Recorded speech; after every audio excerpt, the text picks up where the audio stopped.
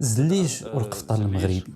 من بلاد خلينا نقولوا من وكان حكراً على الرجال إلى حين صممت حرائر الجزائر نموذجاً نسائياً منه وأضافت عليه بصمتها الخاصة. طربوش الفاسي والأسد الأطلسي. حتى تسمية أسود الأطلس محمد التي يتبناها المنتخب المغربي هي في الأصل، لو نعود للتاريخ للأصل، هي تسمية جزائرية، هي تسمية للجزائريين. عيساوة، عبيدة الرمى، معاهم قريب.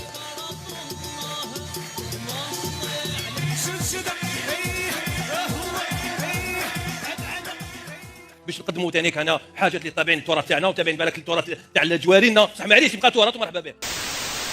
ناس الغيوان ملتزمة ومحافظة، استطاعت مجموعة لالا العالية أن تحافظ على موروث شعبي تشتهر به المنطقة منذ سنين عديدة. الملحون، مسكوتة وغيرهم الكثير، ولا جيت نحطهم كاملين ما غنساليش. هاد الظاهرة ديال سرقة التراث المغربي مؤخرا من طرف النظام الجزائري، بغيت نعرف شنو السبب اللي كيخليهم يديروا هاد السياسة الممنهجة، وقلت مع راسي علاش ما نحاولش نشوف الأمور بالمنظور ديالهم باش نحاول نفهم الدوافع اللي ممكن تخليهم يقوموا بحال هاد الممارسات. ومن خلال البحث ديالي اكتشفت بأن هاد السرقة عندها جوج ديال الدوافع رئيسية واللي مرتبطين بيناتهم بواحد الشكل وثيق. وقبل ما ندخل في صلب الموضوع بغيتك تخلي لي واحد اللايك والسبسكرايب.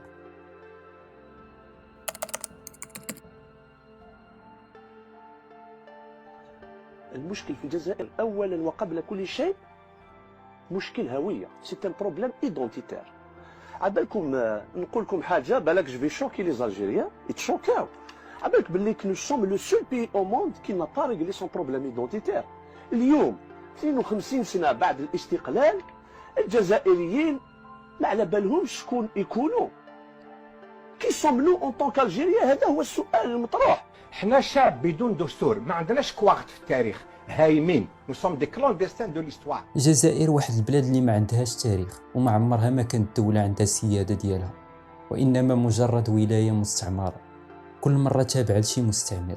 حتى جا المستعمر الفرنسي وكونها باسم الجزائر اللي تنعرفوه اليوم سنة 1962، وهذا الشيء جعل لسان الرئيس الفرنسي شارل دوغول، وحتى باعترافات ديالهم هما. Je poserai la question aux Algériens en tant qu'ils sont des individus,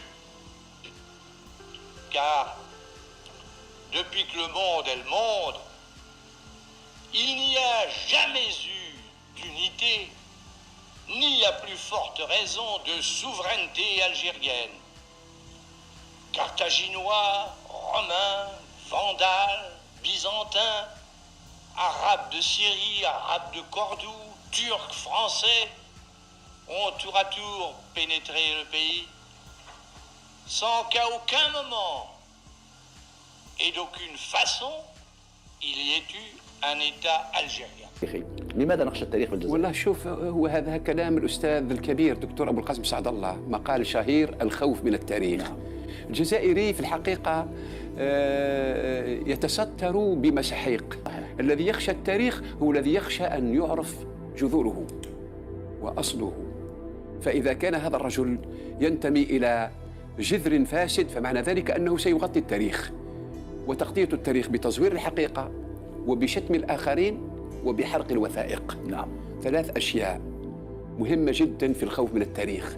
الأمم والشعوب المتحضرة لا تخشى التاريخ، عكس مملكة المغرب اللي تعاقبوا عليها الأدارسة، السعديون، الموحدون، المرابطون، البوعنانيون، الوطاسيون والعلويون، وغنية بالتراث المادي واللامادي والتنوع الثقافي والحضاري، وتاريخ كبير وعريق تمتد لأكثر من 12 القرن، فيه ملاحم وانتصارات كما فيه مراحل ضعف ونكسات. شنو زعما غيكونوا تيغيروا منا حيت عندنا هوية هما لا؟ الجواب هو لا. الدافع ماشي نابع عن غيره، وإنما هذا العامل ديال التاريخ والعراقة واللي تيخلي الشعوب تكون عندها واحد الهوية وطقوس مشتركة، وواحد اللحمة عبارة عن هدف موحد اللي هو تحميل المملكة ديالها والإرث جدودها، الشيء اللي تعطيك واحد النوع من الاستقرار.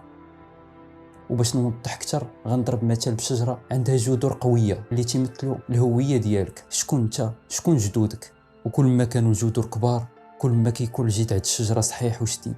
واللي تيمثل التاريخ ديالك والتراث ديالك.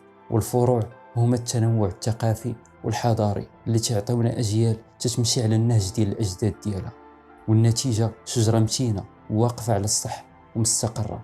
في المقابل عندك شجرة عندها جذور ضعيفة، ما عارفش شكون انت، واش تركي ولا فرنسي ولا عربي ولا بربري.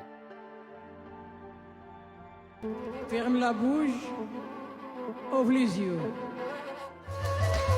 Il est malade, il est malade, il est malade.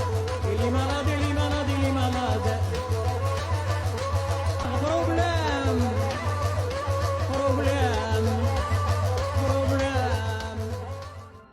ما عندكش حتى تاريخ متصل، يعني جذع الشجرة ضعيف ومهرس، اوتوماتيكمون غيكونوا عندك فروع ضعيفة كطيح غير بوحدها، والريح اللي جاي يديها، يعني الاستقرار ديالك دائما مهدد، والشعب ديالك ما عندوش شي غاية ولا هدف موحد. وتيقول المفكر الألماني كارل شميت: لكي تحقق الأمة وجودها بالذات فإنه يتعين عليها أن تحدد عدوها، وهنا تمثل الدولة الشكل الأكثر اكتمالا للسياسي. وهذا الشيء اللي تيدير النظام الجزائري، تيحاول يعطي الشعب ديالو هدف، واللي هو المغرب كعدو وهمي باش يوحدو تحت القيادة ديالو. الجزائر لابد أن تكون زعيمة الدول الإفريقية وأن تبقى لها هذه الزعامة. بدا في الأفق من ينافسها، فوجب عليها اتخاذ كل التدابير لإضعاف هذا المنافس القوي. يجب إضعافه سياسيا واقتصاديا وعسكريا أخيرا. هذا المنافس هو المغرب طبعا. وتيحاول يغطي داك الضعف الناتج عن انعدام الهوية بشعارات قومية كبحال القوة الضاربة والقوة الإقليمية وبلاد المليون ونصف شهيد، ويبداو يحسوا براسهم فوق الجميع، الشيء اللي تيفسر هاد التصرفات الغير مفهومة ديالهم. انصر الجزائر ربنا علي راية الجزائر، علي راية الجزائر خضراء خفاقة.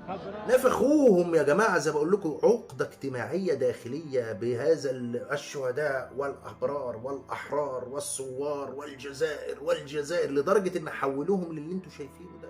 لكن رغم ذلك تبقى العدو الوهمي ديالهم كبير عليهم وعريق عليهم، بلا شعارات بلا والو، والتاريخ دائما تكرر نفسه وما عمره ما غيرحمهم من هذه الناحية. كلمتنا تاع الدرجة، حقرونا يا إخواني، حقرونا.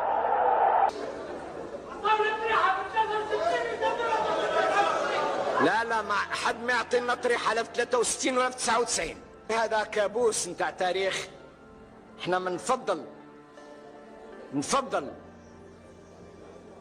نسامح، ندور الأوراق، ما ننساش باش انت ما توقفش وتقول حقرونا. لا،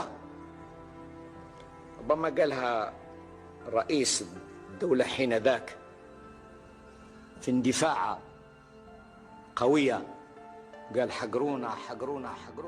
النظام الجزائري بدا تيفهم المشكل ديالو، بأنه الشجرة ديالو ميتة بلا جذور، ما غينفعها لا سياسة العدو الوهمي ولا شعارات الرنانة، ويبدا يحاول يرقع جذع الشجرة على شواقف الشعب الجزائري، وتيحاول يوهمه بتاريخ وإرث اللي ماشي ديالو، ويخليه يحس بفخر مزيف بأحداث تاريخية ما كايناش، باش يوصلوا لغاية وحدة اللي هي خلق هوية مغربية اللي غتعطيهم ولو جزء من داك الاستقرار اللي دام 12 القرن، حيت الأوضاع في الجزائر مأزمة وما تتبشرش بالخير، وفي أي لحظة تقدر تطيح الشجرة. وهنا غنجيو للدافع الثاني. الجزائر واحد البلاد اللي نعم عليها الله بزاف ديال الثروات، أكبر بلد إفريقي في المساحة ديالو، وكيتميز بنسبة مهمة من الشباب اللي كتجاوز النصف ديال السكان، يعني ثروة بشرية اللهم بارك. ثاني أكبر احتياطي من الغاز الطبيعي في إفريقيا، السادس في تصدير النفط عالميا. زيد على هذا الشيء موارد أخرى كبحال الخام، الحديد والفوسفات واليورانيوم والرصاص. هذا الخير كامل تمنى أي بلاد باش تولي دولة غنية وقوية اقتصاديا، ولكن الواقع حاجة أخرى. الجزائر رغم هذا الخير كامل مازال من دول العالم الثالث، أوضاع متردية، لا صحة لا تعليم لا سكن، نسبة كبيرة منهم تتعيش تحت عتبة الفقر، بلا ما نهضروا على الهجرة السرية والبطالة وتفشي الفساد في البلاد، وتحتلوا مراتب متدنية في مؤشر الفساد العالمي، زائد العملة ديالهم ضعيفة وكل سنة كتزيد تفقد قيمتها، يعني أوضاعهم تتشبه الأوضاع معظم الدول العربية والإفريقية الفقيرة، وهذا الشيء اللي أدى الحراك الشعبي في 2019 وتعتقلوا فيه بزاف السياسيين ككبش فداء. رغم ذلك ما تغير والو، والسبب هو الحاكم الفعلي للجزائر ما تغيرش، واللي هو نظام العسكر. ولا بقات الأوضاع هكا فراه المصير ديالهم غيكون شبيه بداك الشيء اللي وقع لفنزويلا، ولا غير داك الشيء اللي وقع لهم هما النيت في 1988. وباش الدولة ما تخليش الشعب ديالها يركز على هاد النقط السلبية، كتحاول تلفق سبب الوضع ديالها للعدو الوهمي اللي هو المغرب، وتلومو على الفساد والأخطاء اللي كيرتكبوه، وتيلعبوا دور الضحية. وفي نفس الوقت خلاو الشعب ديالهم يتشتت التركيز ديالو بين عدو وهمي والتراث المزيف والمشوه، وهكا تيربحوا الوقت وتيزيدوا يعمقوا الأنياب ديالهم في السلطة، وما غيفيق الشعب حتى غيلقاو رئيس آخر في كرسي متحرك. هاد جوج ديال الدوافع اللي هضرت عليهم لخصهم في افتتاح الشان الأخير، عوض ما يركزوا على سوء التنظيم اللي كان.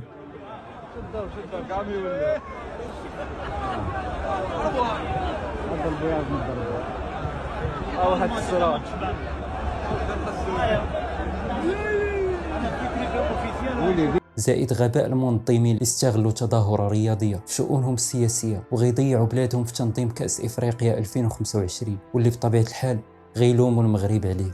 ها فاش كانوا موحدين ومركزين.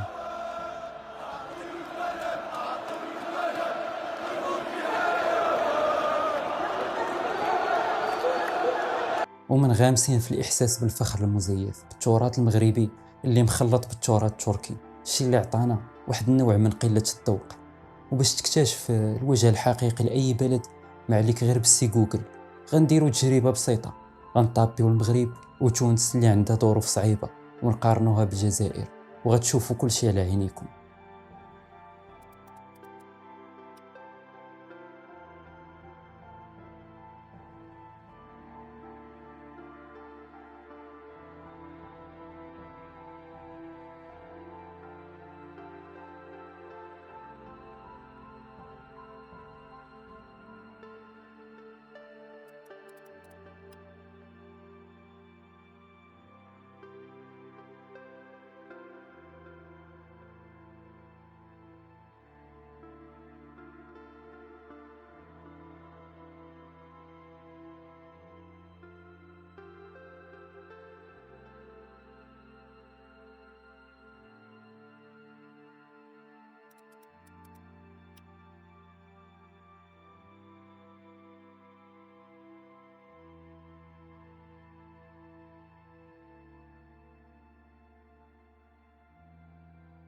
نتمنى تكونوا تبعتوا معايا الفيديو حتى الاخر، وما تنساوش ديروا واحد اللايك والسبسكرايب، فعلوا الجرس باش يوصلكم الجديد.